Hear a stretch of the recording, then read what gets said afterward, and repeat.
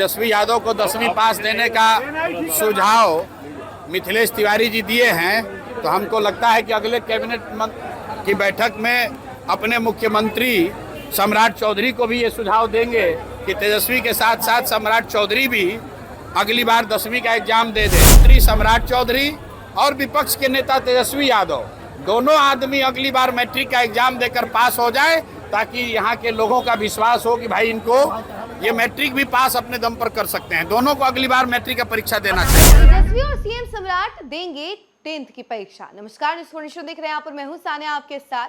दरअसल ये बात हम नहीं, तेजस्वी यादव कह रहे हैं कि तेजस्वी यादव के साथ साथ सीएम सम्राट भी 10th की परीक्षा दे ही दे, ताकि लोगों को विश्वास हो जाए कि भैया उनके जो नेता हैं वो कम से कम 10th पास तो हैं अपने बदौलत पर।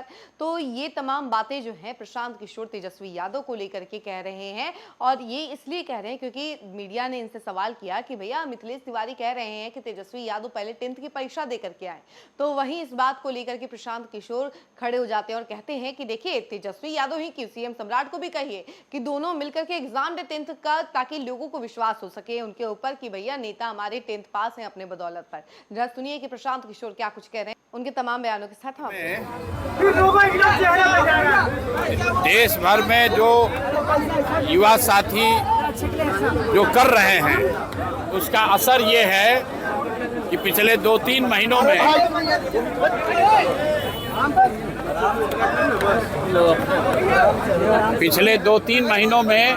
आप देश में लोकतंत्र की ताकत को देख रहे हैं। इसी बिहार में पिछले 3-4 वर्षों में जितनी बार कोई प्रदर्शन करने आया हो, चाहे समाज का कोई भी वर्ग हो, सब पर लाठी चली है।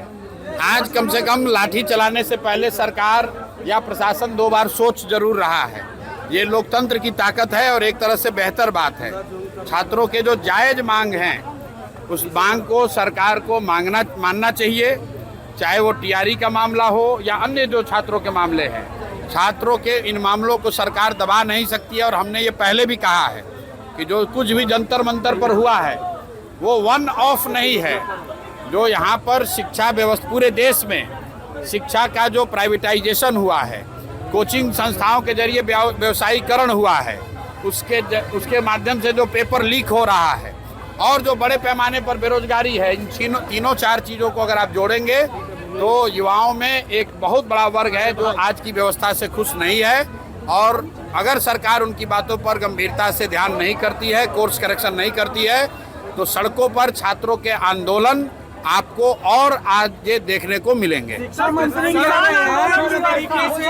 तेजस्वी यादव को कहना पहले 10वीं पास कर ले। प्रियंका गांधी ने जो लोग मुझे खोज रहे हैं तो हम तो यहीं पटना में ही हैं, रोज यहीं पर घूम रहे हैं।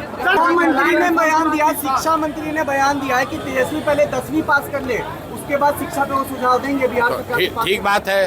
तो अगर तेजस्वी यादव को 10वीं पास देने का सुझाव मिथिलेश तिवारी जी दिए हैं, तो हमको लगता है कि अगले कैबिनेट की बैठक में अपने मुख्यमंत्री सम्राट चौधरी को भी ये सुझाव देंगे कि तेजस्वी के साथ साथ सम्राट चौधरी भी अगली बार 10वीं का एग्जाम दे दे।